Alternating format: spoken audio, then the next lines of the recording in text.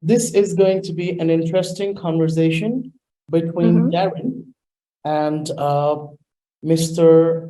I have Mr. Nitesh Singh Marcel, again, Nitesh Marcel Singh, who is the managing director with Accenture that is going to be joining Daryn for this conversation, and Mr. Maharaj. Do we have Mr. Maharaj here? Yes, I'm on the line. How are you?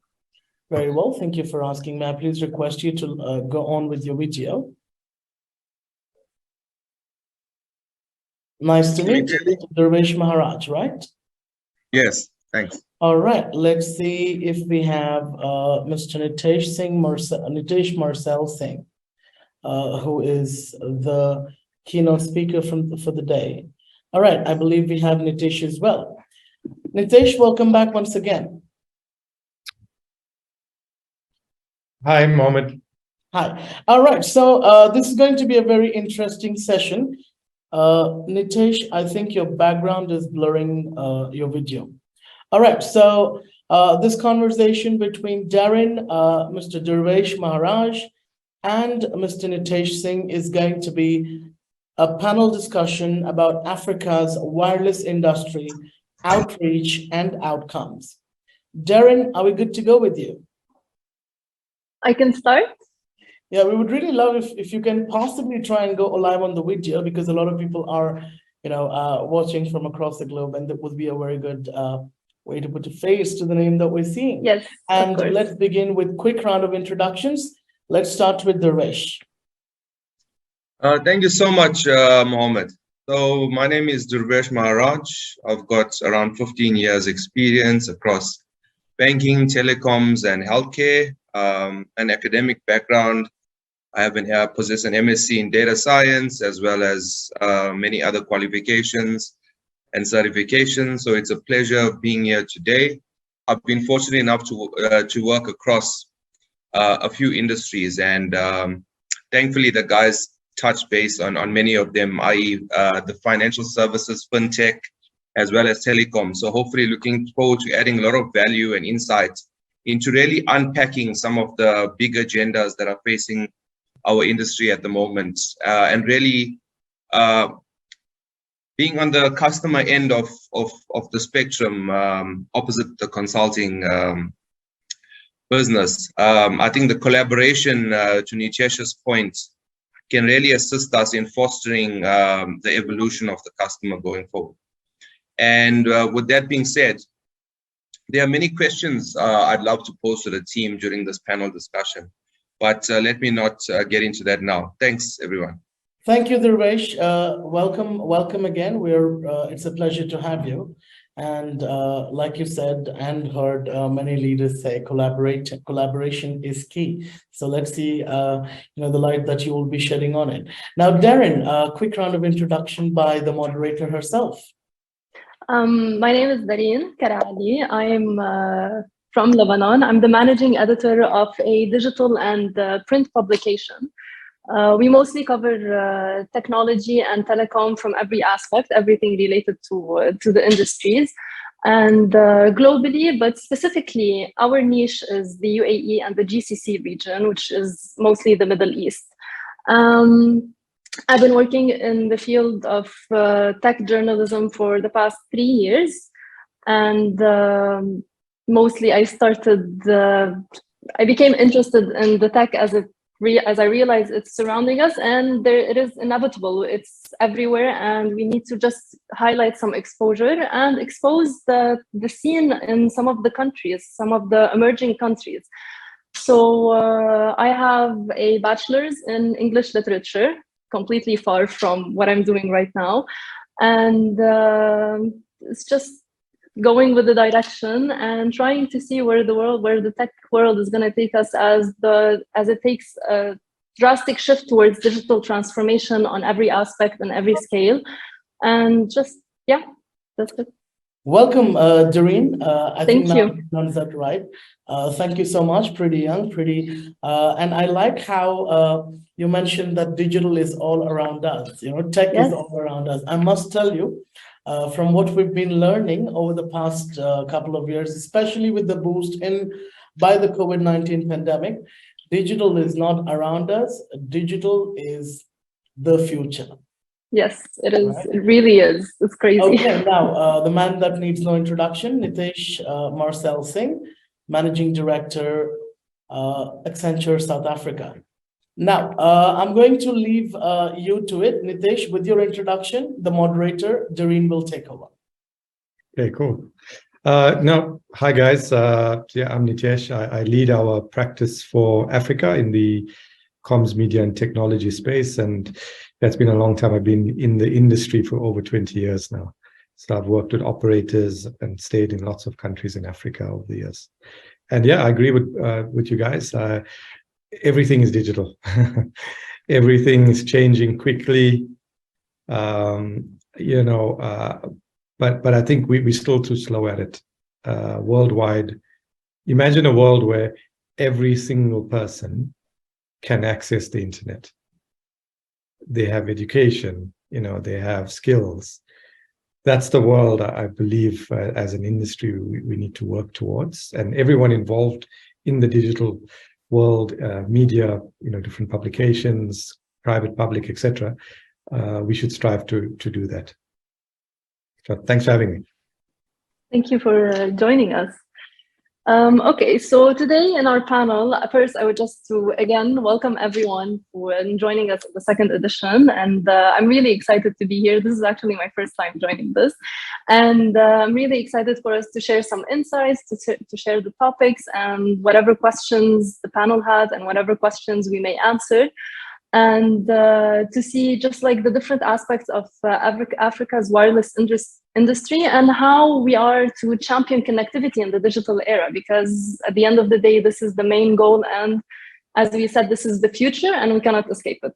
I would like just to start with a small introduction, given just to set the path for the discussion. As the COVID-19 pandemic, we all know how much it affected us on a global scale, and specifically in Africa, because the African continent is attracting more digital attention, because at the end of the day, it needs to ride the wave of digital transformation, and the digital ecosystem is expanding on a massive scale. And this is shifting in the continent post the pandemic. And it happened during the pandemic, and it's being accelerated after the pandemic came. So it's becoming more and more clear how important connectivity is for both African social aspect and its economic welfare. So my question is for you, Mr. Nitesh. Am I saying the name correct? That's fine. Okay, yeah. So my question for you. You can cut them. There you go. Okay, thank you. So my question is, how do you think the growth of the African telecommunications sector will have a significant effect on impacting the development of the continent's economy? It's a good question. Yeah, no, very good question. So I think if you think about, firstly, if we look at the operators in Africa today, there's lots of employment they're creating. And I think when you look at, you know, things like 5G, etc., coming, you'll see a lot more vertical industries that 5G will create from an enterprise perspective. So, you know, if you think of the economy, every single market in the continent, as the operators start investing more capex, you know, to drive the infrastructure in these countries, you're going to have, you know, new investment opportunities.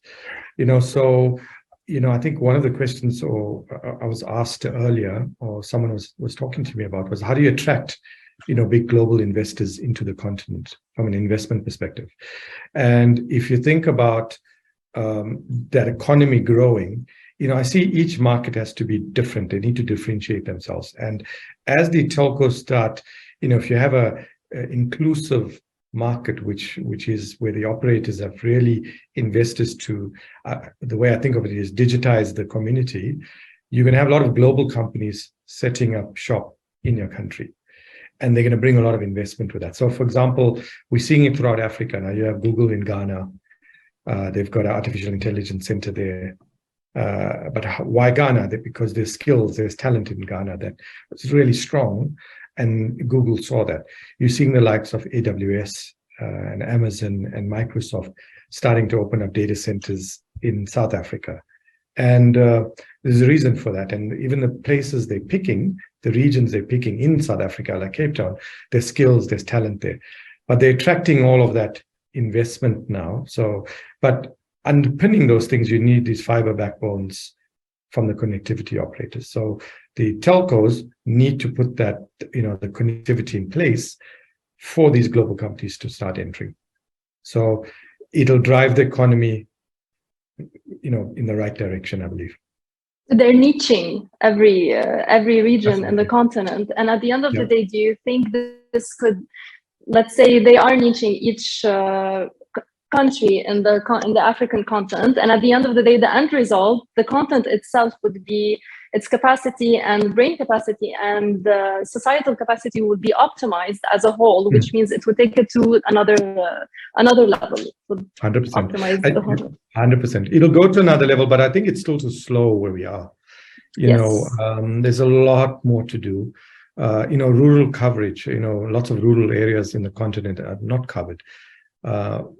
Everyone, like I said, should have the ability to connect. Yes. Where do you think? Yeah. Sorry to interrupt. Yeah. Where do you think we stand when it comes to rural connectivity at the moment? It's too slow at the moment. I mean, it's happening, but in pockets, in different countries, in different regions. It's in pockets. I think there needs to be, and again, I think technology is going to play a big part of how do you scale in those areas. I believe that we just need to be smarter around how it's done.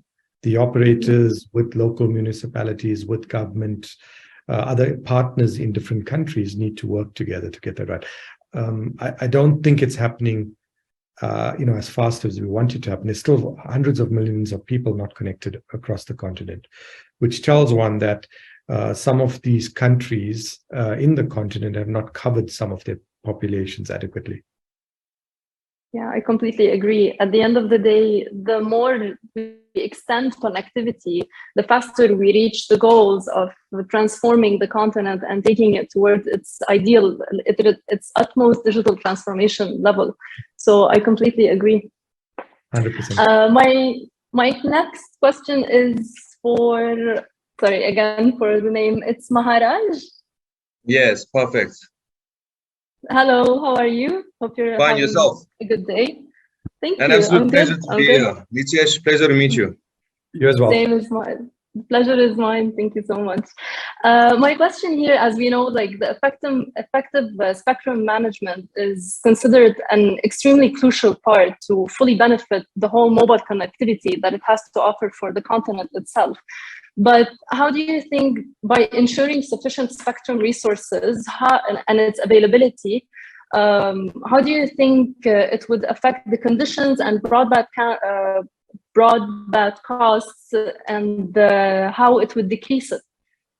Do you want me to repeat the question? Yeah, so I think, and again, a great question. I think you're putting Nitesh and I to the grind here today. But what I can tell you is that the cost and pressure on the revenue coming from mobile and fixed services is not spectrum specific. I think there are a lot of influences over the years that have been driving the prices of access to mobile data and the like down, and that comes from a few sources.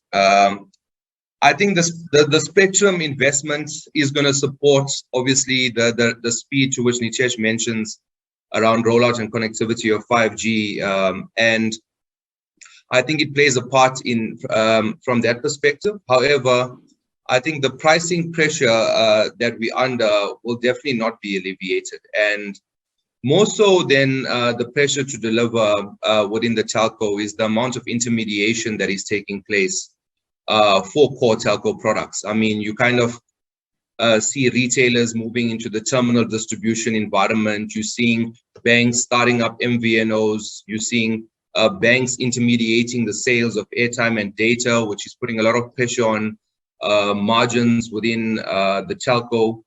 So if you have a look at the industry at a holistic, and again, when people mention Africa, it's a bit of a difficult one because, and I'll discuss more in my keynote, I actually see, each of our countries as an onion, with the outer layer being the macroeconomic environment, being your unemployment, inflation, energy issues. And as you go further into it, you kind of at the core, and I'll expand more in the keynotes, you finally get the B2C, business to consumer, business to business engagements between the telco and its consumers. So with that being said, I still believe that the spectrum, more particularly for telcos, is how do we start generating ROI against our investments? Particularly, I think that by purely relying on the cost of mobile and fixed operations, we're not going to get there through that route. And yeah, I think that's my perspective on it. I think the spectrum, to my point made earlier, is going to assist in driving the connectivity rollout, especially with our maturity within South Africa, particularly. However, the downward pressure on pricing is going to continue. And if at all, the investment within the spectrum, with it being regulated, is going to put us under substantially more pressure from a revenue perspective. Which begs the question, do we want to surf our own wave? And this is a question to many telcos, in that, yes, we are the pioneers of rolling out connectivity, but subsequently, are we going to be the champions of the revenue that come with that? And there are many ways we can do this. For example, and really part of my keynote is how are we going to unpack innovation and all of that tangibly? But where I go with this is to say industrial IoT is going to live on top of the 5G connectivity. The next spur of innovation is going to live on 5G connectivity. If you look at use cases like Taobao in China, where they're creating almost 1.7 million jobs, to your point that you made earlier, just on having infrastructure that is transforming the way we engage with customers in a live format. Those are the types of innovations we're going to spur. For example, it's not a mix and match exercise. For example, you can't have a 2G landscape and have a Netflix product. So you kind of understand how 4G needed to now enable the birth of things like Netflix, social media, the social media boom, etc. Why? Because of improvement in technology, lower latency times, better customer experience. I mean, some of the things you're experiencing now with the people who are engaging in the metaverse, as an example, using 4G technology, is that they're nauseous because of the long lags, lead times. So you kind of understand now how technology is going to empower the next wave of innovation. However, for us to recoup the CapEx spend within the 5G landscape is going to really become about how do we translate the technology and connectivity into tangible product and ecosystems that our customers can interact with, can pay for, and we can commercialize. So, yeah. I'm not sure if that's... Default. No, sorry to interrupt. No, not at all. And this by default would increase the economic capacity of the continent automatically by just implementing all of these things. Yeah. To Nitesh's point around foreign investments, I think the 5G landscape will now have the scalability for foreign players who are innovating in our environment to come and play, which in turn will drive foreign investment. For example, to the point around Amazon now creating data centers, Amazon moving commercially into South Africa to talk to its end user customers. There's definitely been confidence that has been built. And no, it's not from our regulatory landscape. It's from the advancements that our telecoms businesses have demonstrated at a technological level, from a maturity and implementation rollout process of 5G going forward. Yes, exactly. It's the capacity it has to, and the offerings it can give to reach to that level. And reach the end result Most that definitely. everyone is hoping for. To the use case around how Netflix is unable to exist in a 2G environment.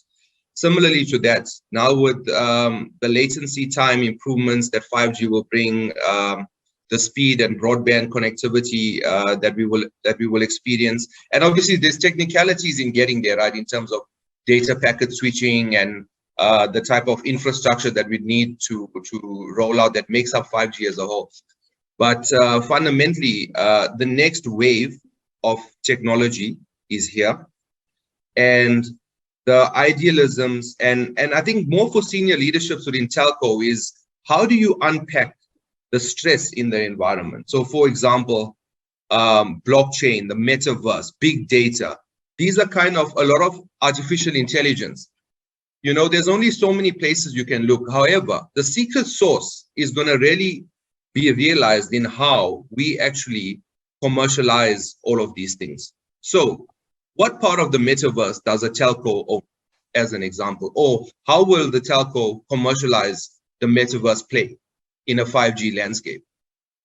Do you want the answer, or could we leave it open-ended? I mean, the answer will be what are the tangible products that come with the enablement of that landscape. So, for example, 1G was enabled through cell phone, and guess what? We were distributors of cell phones and terminals as a start. 20 years into it, those cell phones have adapted as the technology landscape improved. We went from 1G enabled phones to now Android devices that could live in a 4G environment. 5G will bring rise to the holographic technology and all of those things. But similarly to that, now we've got virtual reality headsets. I'm not sure if you've ever had any exposure to the metaverse. I've fortunately been able to experience it through Oculus devices. Those are now going to be devices that speak to that environment. IoT devices that are living on the 5G network in an industrial environment are now going to be owned. For example, within banking, you have agri-finance, you have retail finance. What is the appetite for telcos to now business develop and serve as the experts in that technology into various industries?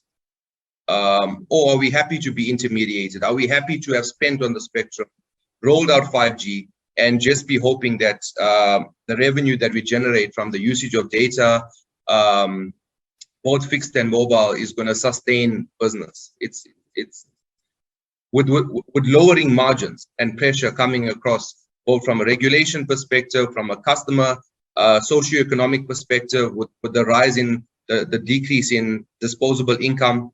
So it's quite a lot to unpack, but the summary to it is that we need to pioneer this technology at a customer-facing level. And that will automatically start building out your business verticals that are going to empower both your business from a revenue perspective, as well as create the customer ecosystem. I'd like to ask a question to the panel to say, have we met the digital evolution mandate in a B2C environment as of today, as an example? I don't think so, because there's still so much that needs to be taken into consideration before we actually reach that point. There's so many elements that we still haven't reached, or that still haven't been reached on a specific scale. So there's a long journey, and as you guys said, it's going a bit slow. And for us to reach that point, things need to go a bit faster to accelerate and to meet the digital transformation speed that is being met on a global scale. So I don't think so. Yeah. But and just the end notes. I'm hoping to create a build up to my keynotes at 12:30. But if you look at South Africa, are you able to buy data and airtime on USSD? Are you able to buy data and airtime on a mobile app? Are you able to buy a cell phone on a browser that's web-based? Are you able to buy a cell phone on any channel that you may decide today within South Africa? I'll speak particularly to this geography. most definitely. So the question is, what is actually wrong? Where have we missed the mark? Because we're living on all these digital channels. We have apps, we have websites, we have e-commerce enabled within a telco. But I'll answer that question at 12:30. Interestingly, we've actually powered a lot of the telcos with all those channels. We built those. But you're right. I think the issue has been that, again, it's inclusion of everybody. The consumer sector is just too small. I mean, if you look at postpaid and prepaid brackets in this country, I think it's all the whole continent is like that. But not everyone is included in the ecosystem. So it's too small. You know, that's a very small sliver of, you know, of consumers using all the channels or traditional channels and not the new channels. So there's a lot of growth, I think, that still needs to happen. And it goes back to education as well. You know, someone sitting in a rural area is very different to somebody sitting in an upmarket suburb who has access to everything. And they're using different apps and they're on 5G enabled handsets or 4G enabled handsets. It's how does everyone experience the same thing in the same way and can buy or contribute to different services equally. It's the knowledge they have. Some of them don't really have the extended knowledge that everyone has. It's how much they know about these services and how much they know about this connectivity. It makes them make use of it even further. If the knowledge is a bit weak or they're not exposed to this kind of ecosystem or framework, they're not going to be able to take advantage of it to the fullest. So here comes the societal aspect of it, where people need to take in, where the public needs to be more informed about technology, more informed about the connectivity and the offering it can provide. So it's two elements to it. It's not just digital element. There's also the societal element of this issue. Yeah. So you guys have keynotes you want to discuss. Each one has his own points that they would like to discuss in the panel, as Maharaj said. Yeah, I mean, I just presented earlier this morning. I think for me, it's you know, I've been working with most of the operators on the continent now for over 20 years. And I've been involved in most of the technologies they've implemented, you know, from the early networks to mobile money, etc., in different countries. I think the problem that telcos are facing right now is that their core services, their margins are being eroded. So data, voice, etc., and the OTT players have really piggybacked on that and caused lots of, I think, stress in the ecosystem. Now, there's a unique opportunity for operators to pivot to new lines of business. So, you know, the way we think about it in Accenture, what we're seeing globally from all our clients is you still keep your core thinking, your core services intact. It's still going to drive revenue for you. But at the end of the day, you have shareholders who are looking for more revenue. And to grow that, you need to look at these different adjacent businesses like the fintechs of the world, growing out e-commerce, marketplaces, you know, pharma, health tech. All of those things need to happen now.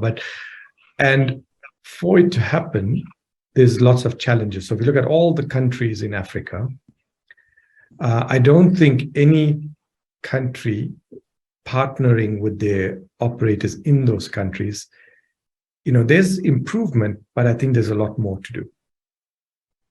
Yeah. So, you know, I think collaboration can only happen where you have the right frameworks that all parties contribute to and they work on it together.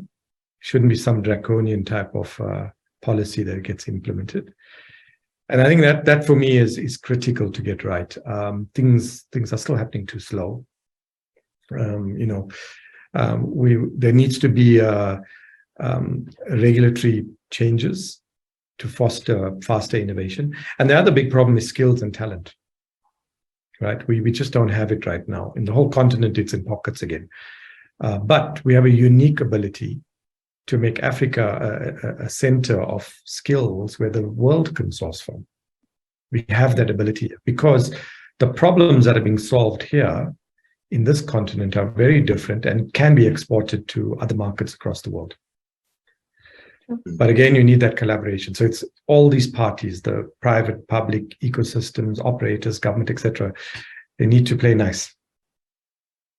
You feel like everyone is fighting on their own and playing their own part separately, when at the end of the day, once they unite their efforts, the end result would be a united one, just like the overall result and for the whole nation. 100%. That'll happen. Yeah, I think you're right. Nitesh, you're touching on a very valuable point.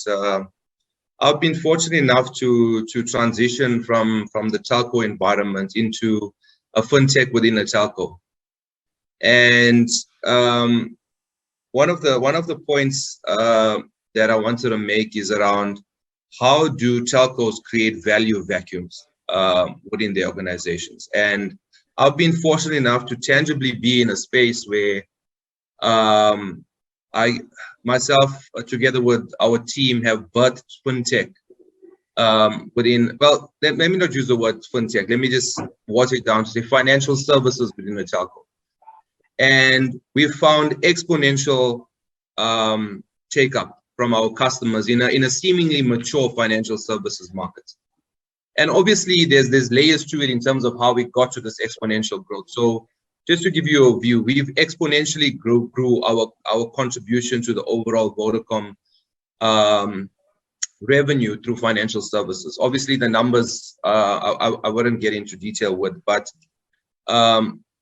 this has come through, to your point, creating a value vacuum of diversification. Obviously, strong senior leadership backing in terms of the vision, but a vision nonetheless, a vision to build a business and move away from the comfort zone of pure telco revenue. And if I tell you that we've since built an insurance business, a lending business, a payment solutions business, a supply chain systems business, a digital lifestyle business outside of our core telco business within the last 4 years. And these businesses have given birth to other businesses. So for example, in our payments business, where we've enabled payments devices, we've basically brought in actual point of sale machines to enable the growth of our SME markets. We've been able to translate the behaviors of customers on our devices to now give birth to lending products, which are now which have also turned out to be value vacuums in its own way. And this has helped us diversify our range of revenues that we now generate from customers. Where we were just purely receiving data and airtime revenue, we're now receiving rental for point of sale devices. We now have loans that we're distributing. And obviously, we've got very innovative and creative ways on how we do collections of our payments based on existing real estate. And the real question we asked ourselves is, how do we take our current real estate and disrupt the markets? And we've deeply went into that. And to your point around health tech and edutech, you know, there's a similar drive to diversify into those value vacuums. But definitely a success story that can be tangibly demonstrated. I know a lot of people hear about it in meetings where it's meant to cause them anxiety as if they're not doing enough, but having tangibly been in the environment, delivering products, both at a product level and a distribution level. And then obviously within all of those engagements come your customer experience, come your data science. You know, now you're gluing onto an existing infrastructure and then kind of obviously looking at ways to innovate and pioneer. For example, in the carpentry industry, you have a multi-tool that has a knife, a screwdriver, a cork opener, all on one tool. And what we've been able to do is replicate that in a telecoms business, but when a customer actually needs it. And we found massive success and growth. I mean, 4 years into this fintech business, and we still obviously diversifying and growing other verticals, but our core business has seen a massive uprun from a distribution, customer acquisition, customer client service measures and retention measures have also been exceeded. So there's definitely a solid business case, to your point, Nitesh, around the diversification agenda. Yeah, maybe one point around that. I think you guys have been very successful at this. It's also to have the right mindset and leadership to go into the unknown. Most right? definitely. You know, I think when Taking you guys risks. were thinking about it a few years ago, it was sure you'll always have, I guess, you know, doubting Thomases that wouldn't want to venture into these areas. And you snooze, you lose, I guess, right now. You know, it's like the Kodak moment is there for everybody. The research is telling you, yeah, the research is telling you if you don't, you're not gonna exist. But yeah, it's great to see you guys you've moved in that direction. But it's the leadership, the top leadership that really need to set the sails and the path and the direction and the strategy to say, we're going to go there, we're going to compete there, and we're going to win. Why? Because we know the market, you know. And sometimes, look, and it is, you know, if you're going to fail at something, fail fast. Not all products, you know, in the digital sphere, you know, will catch on fire and they'll sell. So you've got to also fail fast, know when to pull out of something that's not going, you know. Don't dig any deeper if it's not working for you. But the most critical, you know, aspect of this happening is for the top leadership, the shareholders, the board, the CEO, the C-suite to say, we're going to do this. And come hell or high water, this is where we're going to pivot our business to, while still retaining your core services. Mr. Nitesh, just one more question for you. Sure. You've mentioned that, you know, there needs to be, you know, more relaxed, you know, regulatory, you know, laws from government. Perhaps just mention for you, what are some of these regulations that needs to enable, you know, telecoms to move faster? Yeah. I think. Look, there needs to be more collaboration. You need more input from the private sector. You know, when the spectrum allocation happened this year in South Africa, it was years too late. Years too late. It should have happened a lot sooner. And I think, you know, when the bills are being drafted, you know, different acts are being created. I think it takes too long for these things to, you know, to come into publication and being, you know, set in stone in respective markets. But I think across the board, it's just happening too slow. The ministers, the telecommunication ministers of various governments need to increase the pace of how these bills are being drafted. And yes, you know, regulation is important. It protects the consumer, it protects the market. It has to be there. But there needs to be a speed of how to get this thing right. Now, you can abuse technologies, right? I mean, if you look at different OTT platforms and, you know, mass uprisings, etc., you know, the debate is still out. How do you actually control that? And the regulatory framework needs to control if something is happening. How do I actually stop it from creating more instability? But you need to have a dialogue, an open dialogue. And I think there needs to be fairness between this industry and the OTTs. I see in Europe now, you know, the operators are looking at bills where Google, it's in the public domain, so I can mention it. You know, they're looking to recoup some of that if they're going to work across their networks. And even things like tax and things like that, you know, where you have different OTT providers that are not actually paying the relevant taxes in countries. I spoke to many executives about this, about it needs to be fair. You can't just tax the telco sector, but you're not taxing the OTT sector that's probably making as much or more revenue. So it needs to be a fairness in that as well. Fairness in Texas. Mr. Maharaj, I wanted to ask, I mean, in the South African policies, you know, kids are not allowed to use smartphones at school. But of course, you know, the mobile devices, the smartphone is actually quite, you know, fundamental to accessing technology. I believe that, you know, every child must at least have access to the internet at school. Should we not be at least, enrolling computers, the least, or, iPads to kids, at least when they get to school, within the 9 a.m. and 3 p.m. where at school, at least we have that certitude that they are connected to the internet and they using all these apps and softwares that we want them to be familiar to. So should we not be perhaps focused on that, the educational aspect? Kids from primary school, high school, with higher education, yes, we are connected to the internet.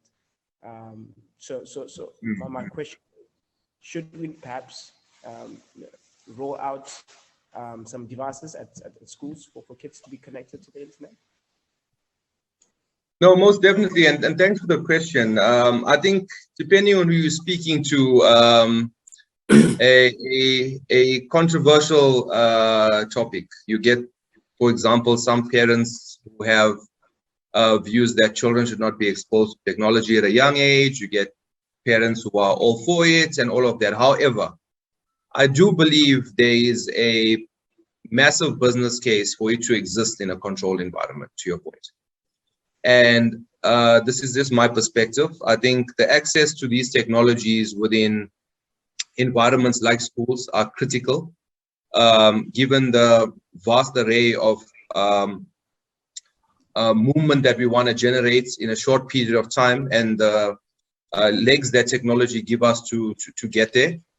And it also gives an opportunity, to your point, for the telcos to kind of own those ecosystems. Like I mentioned, industry-specific CVPs, that are really going to, drive change at that level and adoption from an early age. And like I mentioned, the controlled environment is critical for that to take place. I think that access to technology within a schooling framework is something that is happening at the moment. However, due to the vast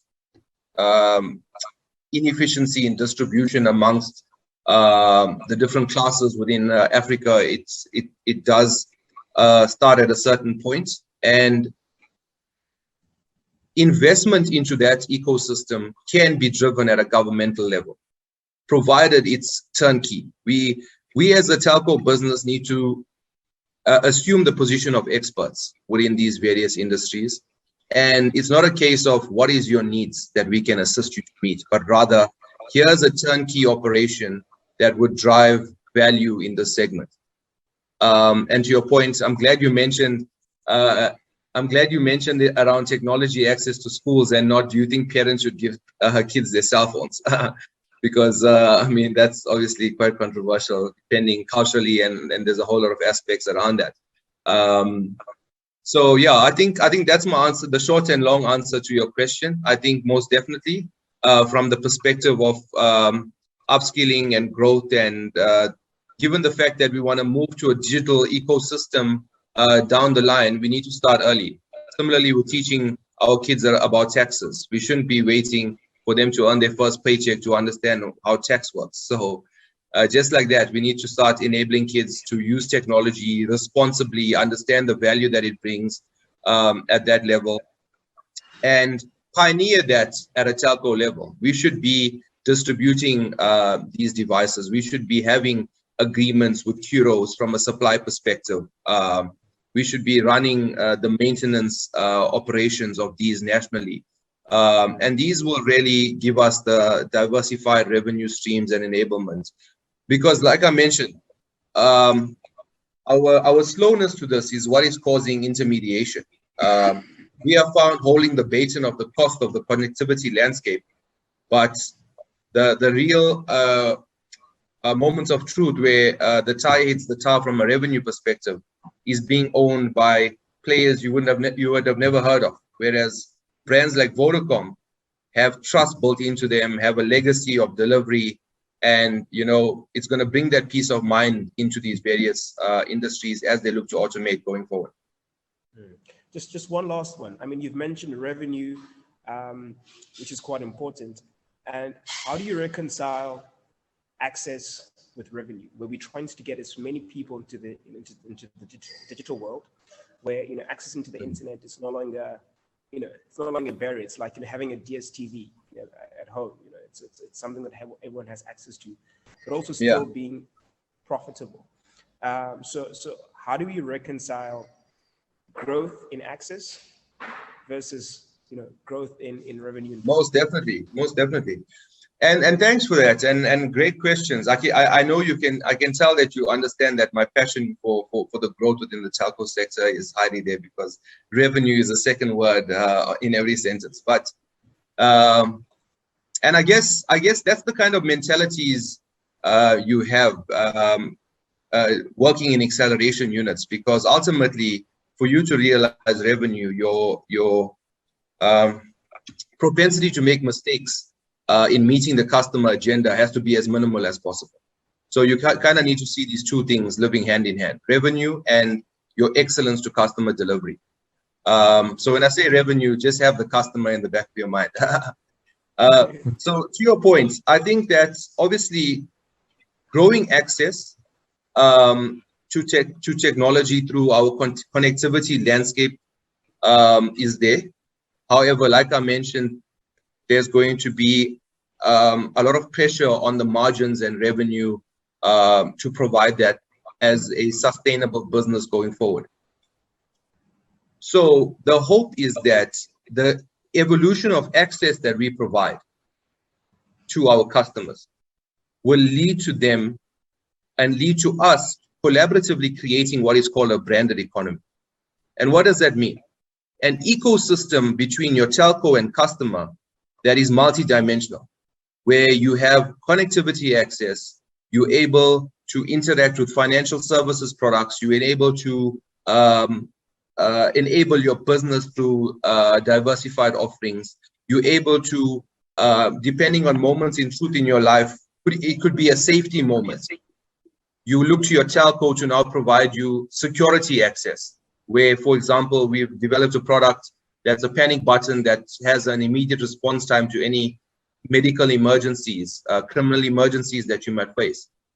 And pivoting into those ecosystems, together with driving a behavior in the customer, because look, you also cannot be a telco and build products that is diversified, similar to that of the industry. You're disabling yourself. You've got to create new to market strategies around how these products differentiate. So that's where your innovation comes in. You can come in at a billing level in how you collect your premiums. For example, do we sell insurance that allows you to pay via airtime, as an example, and not just a product? And we're actually doing that, by the way. We have this product. Can I extend you a loan without any paperwork required? We are doing that.